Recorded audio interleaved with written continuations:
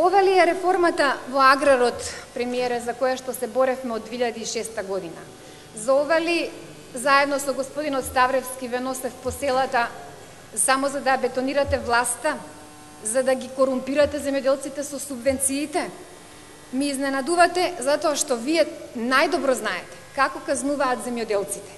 Како го казнија 2006 година тогашниот премиер тутунопроизводителите, затоа што не им ги даде парите кои што ги заслужуваа и затоа што ги подценуваше и ги исмејуваше дека се тутунари. Бидете сигурни дека со ваквото подценување на маката не само на тутунопроизводителите, туку и воопшто на сите земјоделци, ќе ве снајде истата судбина. На земјоделците и на сите во државата веќе им е јасно дека субвенциите не се привилегија на ВМРО ДПМН. Субвенциите после таа 2006 година ќе ги има без разлика која влада да е.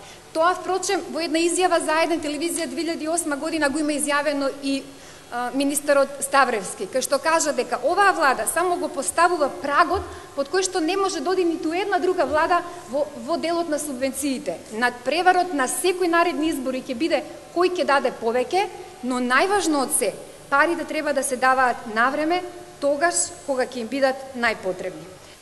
Секогаш може да најдете, да кажете, 3 дена се задоснило, 2 дена се задоснило, 2 недели се задоснило.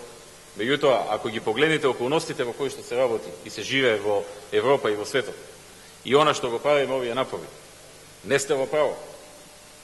Политиканство. Се трудите да им се допаднете на земјоделците на ситни работи, се задоснило недела, 2 или 1 месец.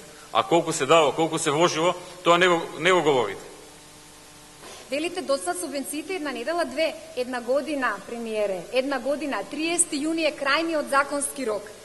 Друго, не слушнав во овие 10 минути, освен што зборувавте за мене, не слушнав дека ќе ги исплатите до 30 јуни. Моето прашање беше, дали ќе ги исплатите сите субвенции до 30 јуни?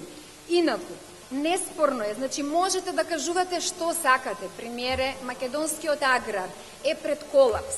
Како растат субвенциите, така расте увозот на храна. И да заклучиме.